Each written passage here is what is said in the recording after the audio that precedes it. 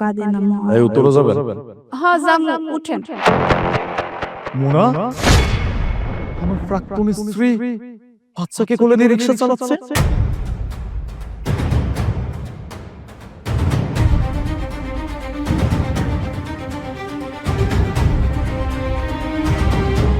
আপনি যদি কিছু মনে না করেন তাহলে আপনাকে কিছু প্রশ্ন জিজ্ঞেস করতে পারি? জি, কি জিজ্ঞেস করবেন করেন। না মানে বলতে চাচ্ছিলাম যে আপনি একটা মেয়ে মানুষ, আবার আপনার কোলে একটা দুধের বাচ্চা, এতটুকু একটা বাচ্চাকে নিয়ে আপনি রিক্সা চালাচ্ছেন কেন? স্যার এসব কথা আপনি শুনে কি করবেন বলেন? আসলে একটা মেয়ে মানুষ কোলে বাচ্চা নিয়ে রিক্সা চালায়, অবশ্যই তো তার পিছনে কোনো কারণ আছে। কারণ ছাড়া তো কখনো এভাবে কোলের একটা বাচ্চাকে নিয়ে একটা মেয়ে চাইবে না ঘর থেকে বের হতে। আর সেখানে আমি আমার কোলের বাচ্চাকে নিয়ে রিক্সা চালাচ্ছি। এসব কথা শুনে কোনো লাভ নেই। আপনি উঠুন, আমি আপনাকে নিয়ে যাচ্ছি।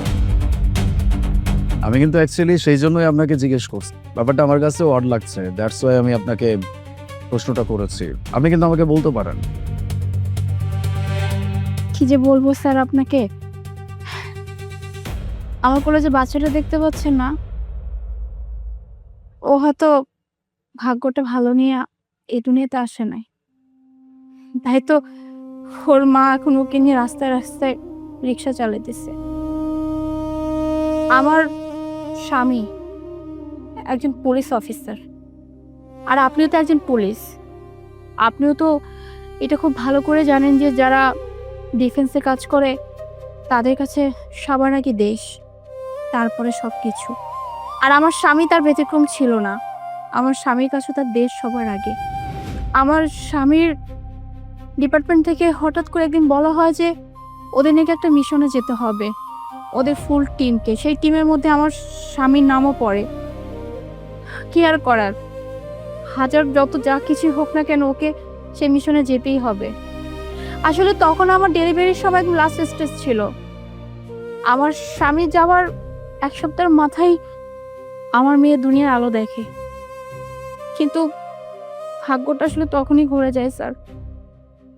হঠাৎ করে খবর আসে যে আমার স্বামী মানে যে টিমটা যে মিশনে গেছিল, যে গাড়িতে করে গেছিল, সেই গাড়িটা নাকি পাহাড়ে যাওয়ার সময় পাহাড় থেকে খাদে পড়ে যায়। আর ওই গাড়িতে যারাই ছিল সবাই নাকি মারা গেছে। কিন্তু বিশ্বাস করেন স্যার, আমি যখন এই কথা শুনছি আমি একদমই বিশ্বাস করি নাই যে আমার স্বামী মারা গেছে। কারণ আমি তো জানি আমার স্বামী আমাকে কথা দিয়ে গেছিল ও যত জলদি পারে ও চলে আসবে। কিন্তু আমার কথা আমার পরিবারের লোকজন কেউ শুনে না। আমার ভাসুরকে আমি অনেক রিকোয়েস্ট করছিলাম যে আপনি একটু ভালো করে খোঁজ নেন, কিন্তু আমার কথা শুনে নাই। আর তার থেকেও বড় বিষয় কি জানেন, আমার এই মেয়ে, আমার শ্বশুরবাড়ির লোকজনরা চাইছিল যেন আমার ছেলে হয়, কিন্তু যখন আমার মেয়েকে দেখলো তখন তাদের তাদের ব্যবহার পুরোটাই চেঞ্জ হয়ে গেল আমার প্রতি। এমনকি আমার শাশুড়ি, আমার ভাসুর, আমার ননদ সবাই একটা কথাই বলছে যে আমার স্বামী নাকি মারা গেছে শুধুমাত্র আমার এই মেয়েটার জন্য। আমার এই মেয়েটা নাকি অলক্ষী, আমার মেয়েটা দুনিয়া আসতে না আসতে তার বাবাকে নাকি খেয়ে ফেলছে। বিশ্বাস করেন, আমার মেয়ে কোনো অলক্ষী না, এটা আমি কাউরে বুঝাতে পারি না।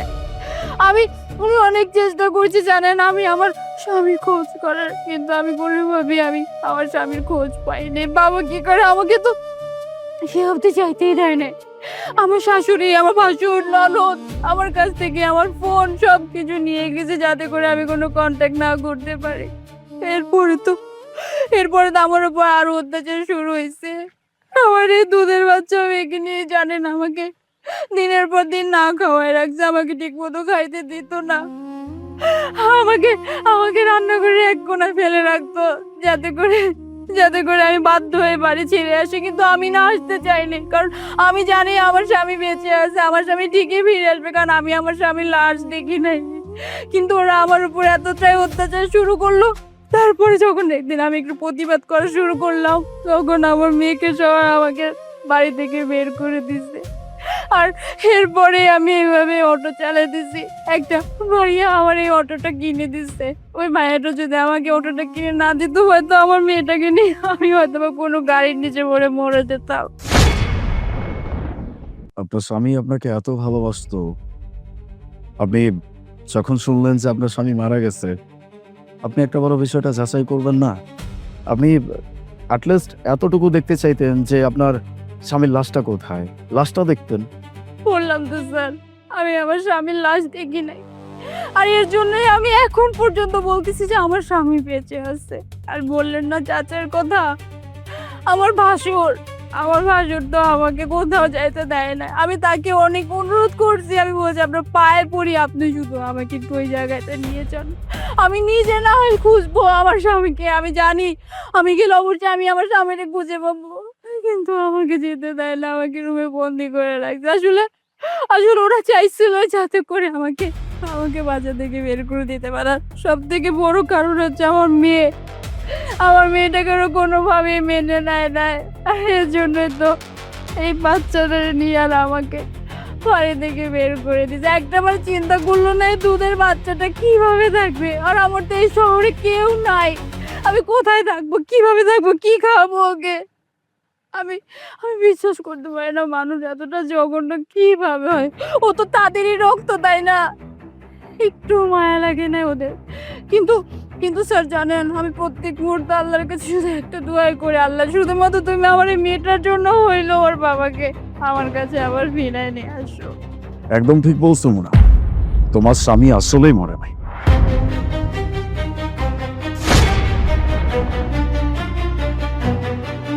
তুমি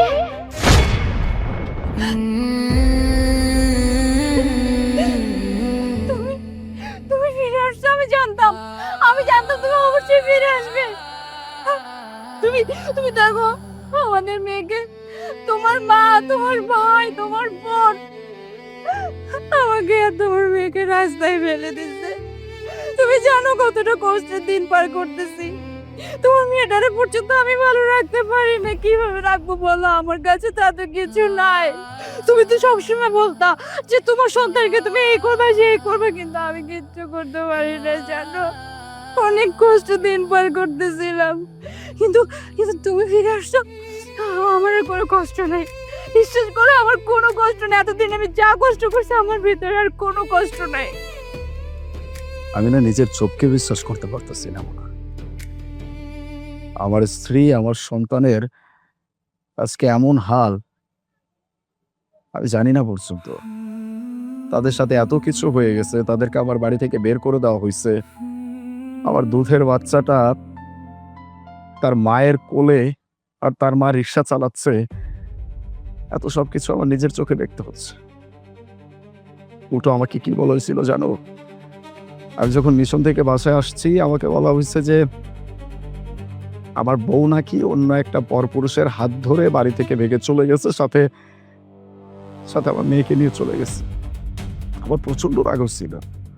আমার মনে হয়েছিল যে আমি যদি কখনো তোমাকে আমার চোখের সামনে পাই, আমি কষিয়ে দুইটা থাপ্পড় মেরে তোমার কাছ থেকে একটা উত্তর চাইবো যে আমার সাথে এরকম একটা কাজ তুমি কিভাবে করতে পারলে। কিন্তু এখন তো দেখছি পুরো ঘটনাটাই উল্টো।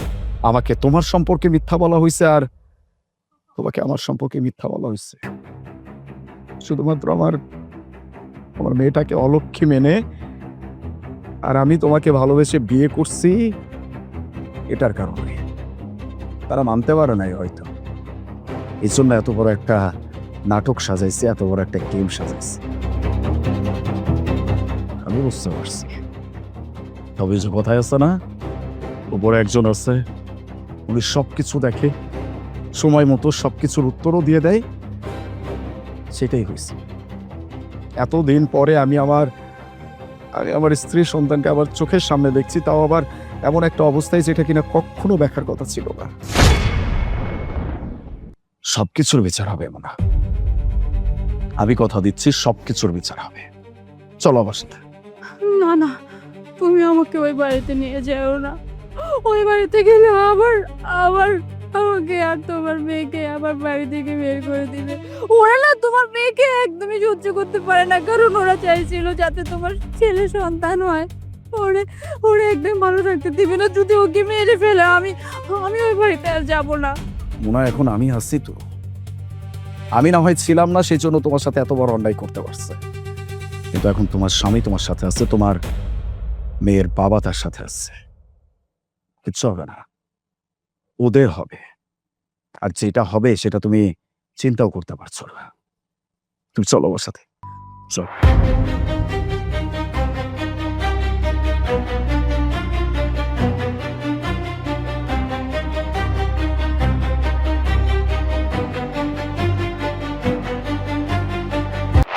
আই ব্রো, এই নে তোর বেতনে 10,000 টাকা। আর শোন, তোকে প্রত্যেক মাসে বেতন দেয়, আর এই কথাটা কিন্তু বারবার করে মনে করিয়ে দেই, তোকে যে 10,000 টাকা বেতন দেই মানে তোর বেতন কিন্তু 15,000 টাকা, বাট তোকে দিই 10,000 টাকা। এই কথা যেন বস গুণাক্ষরও জানতে না পারে, কেমন? কিন্তু ম্যাডাম, এই মাসে যদি আমার পুরো বেতনটা দিতেন আমার উপকার হইতো, আমার মেয়ের বিয়ে। কি বললি? তোর তোর মেয়ের বিয়ে? তো আমি কি করব? তোর মেয়ের বিয়ে তুই কিভাবে কি খরচ করবি না করবি সেটা তোর ব্যাপার, বাট তুই এই 10,000 থেকে 1 টাকাও বেশি পাবি না। তোর এই 10,000 টাকা বেতন এটাই তুই পাবি। আর একটা কথা শোন বুইরা, এই কথা যদি কোনো দিন যদি মনের ভুলেও তুই বসকে জানানোর চেষ্টা করিস, তার মনে আছে তো? হ্যাঁ, কি বলেছিলাম? একেবারে চাকরি থেকে সুন্দর মতো লাথি দিয়ে বের করে দেব।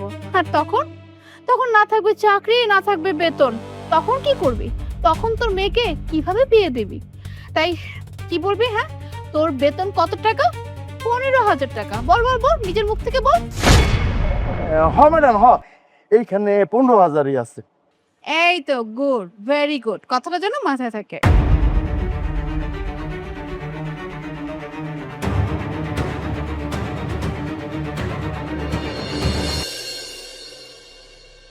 কি খবর চাচা? Sir, sir. ওয়ালাইকুম সালাম। কেমন আছেন আপনি? জি স্যার। এই মাসে বেতন পেয়েছেন? জি স্যার। যাক ভালো, ঠিকঠাক মতো পেয়েছেন তো? হ স্যার, আমি ঠিকঠাক মতোই পাইছি স্যার। বেতন পেয়েছেন কিন্তু মন খারাপ কেন? জি স্যার, না না না স্যার, আমি ঠিক আছি তো স্যার, আমি ঠিক আছি। আপনাকে দেখে তো মনে হচ্ছে আপনার মন খারাপ। বেতন কি পুরোপুরি পেয়েছেন? আমার যা স্যালারি স্যার, আমি সেইটাই স্যার আমি পাইছি। কোনো সমস্যা নাই স্যার। কত পেয়েছেন? স্যার আমার বেতন হলো 15,000, আমি 15,000ই স্যার পাইছি। তাই না? ওই দেখি টাকাটা দেন তো। না না স্যার, কোনো সমস্যা নাই, আমি তো ফুল টাকাটাই আমি পাইছি স্যার। আমি বললাম তো টাকাটা আমার কাছে দিন, আমি আপনার টাকা নিয়ে যাব না। দিন।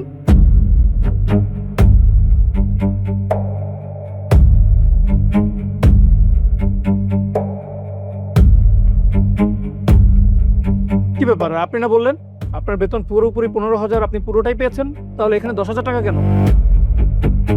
কি ব্যাপার, আপনাকে কিছু জিজ্ঞাসা করছি, উত্তর দিচ্ছেন না কেন? উত্তর দিন।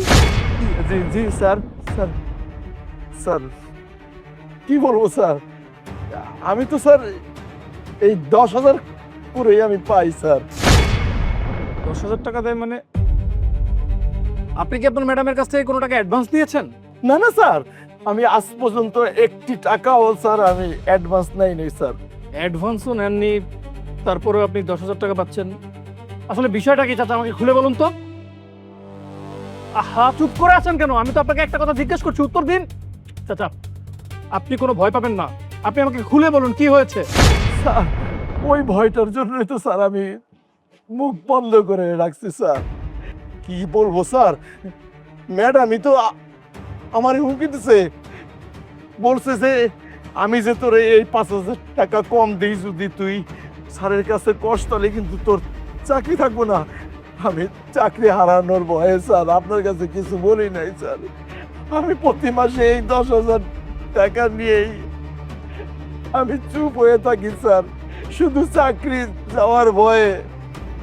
আপনি কোন স্যার, এই 10,000 টাকা দিয়ে আমার সংসার আমি কেমনে চালাই, আমার ফ্যামিলি আমি কেমনে চালাই? তারপরেও অনেক কষ্ট করে স্যার আমার মাস যায়, শুধু খালি ওই চাকরি যাওয়ানোর ভয়ে আমার মুখ আমি বন্ধ রাখি স্যার, আমার মুখ আমি বন্ধ রাখি। আমার অগোচরে অফিসে এত ঘটনা ঘটে যাচ্ছে আর আমি জানতে পারছি না, তাই না? দাঁড়ান, বিষয়টা আমি দেখছি।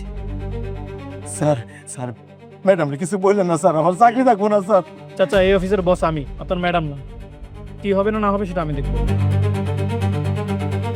হ্যাঁ মিস মুনা, এখনই আপনি একটু অফিসের গেটের সামনে আসুন তো। হ্যাঁ, রাইট নাও। ইয়েস।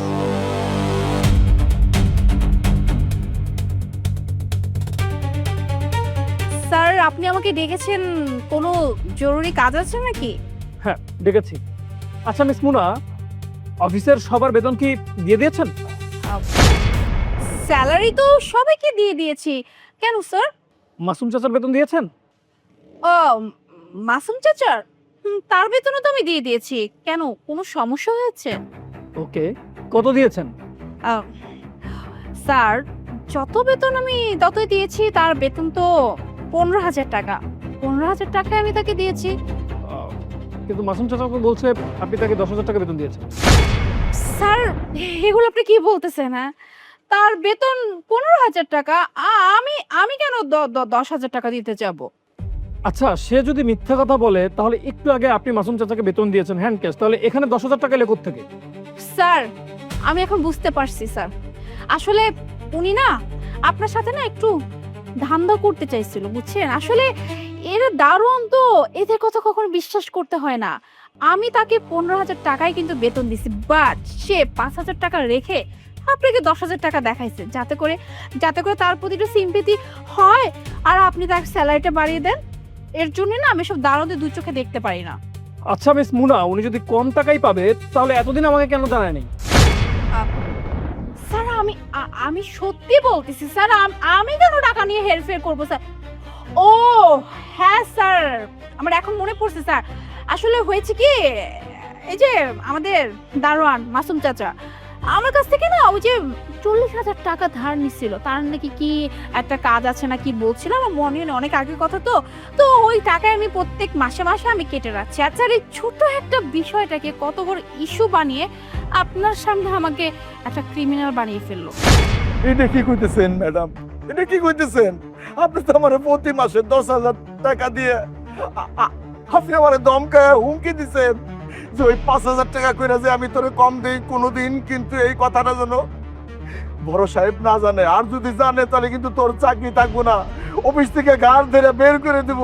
সেই ভয়েই তো ম্যাডাম আমার মুখ আমি বন্ধ রাখছি। এখন আপনি কি কইতেছেন এগুলা?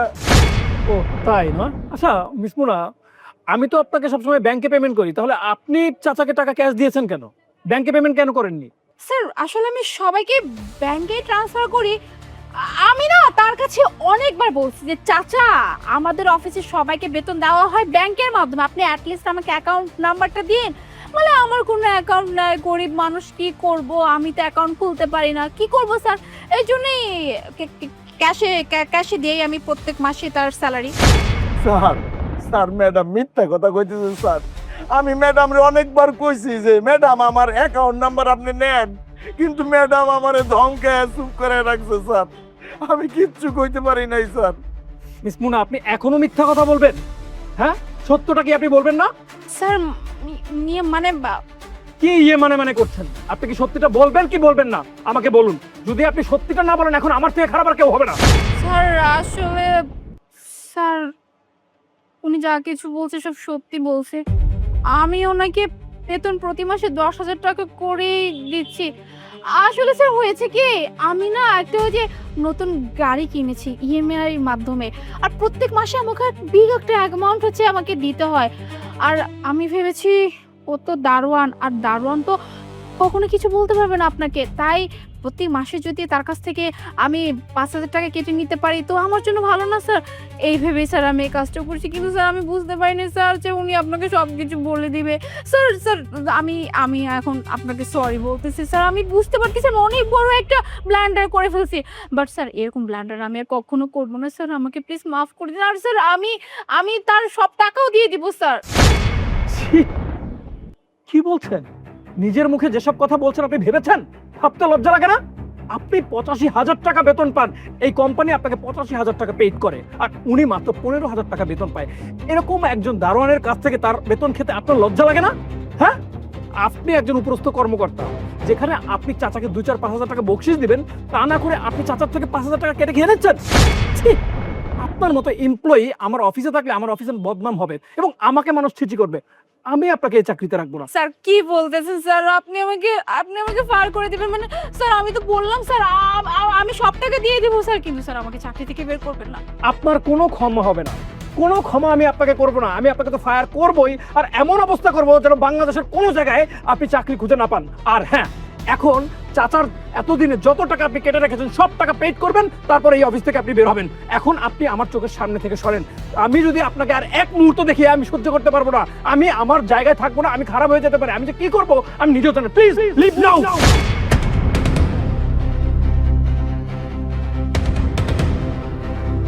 সরি চাচা, আসলে আমি এতদিন অন্যের উপর ডিপেন্ডেবল ছিলাম, যার কারণে তদারকিগুলো করতে পারিনি। তাই আমার অগোচরে এই ধরনের দুর্ঘটনাগুলো ঘটেছে। আর আপনি আপনার প্রাপ্ত পাওনা টাকা থেকে আপনি বঞ্চিত হয়েছেন। এই নিন চাচা আপনার টাকা। আর বিগত দিনে আপনার যত টাকা বকেয়া পড়েছে বা কেটে রাখা হয়েছে, আপনি সব টাকা ফেরত পাবেন। আমি কথা দিচ্ছি, একটি টাকা থেকেও আপনি বঞ্চিত হবেন না। আর আমি লজ্জিত চাচা, আবারও লজ্জিত। ভালো থাকবেন, ডিউটি করুন, ঠিক আছে? আপনাকে অনেক অনেক ধন্যবাদ স্যার। আপনার মতো এরকম যদি সবাই হইতো স্যার, আমাদের মতো গরিবের আর কোনো চিন্তাই থাকতো না স্যার। আপনারা সিনিয়র স্যার। ঠিক আছে স্যার। ওয়ালাইকুম আসসালাম। ভালো থাকেন, ডিউটি করেন। হ্যাঁ স্যার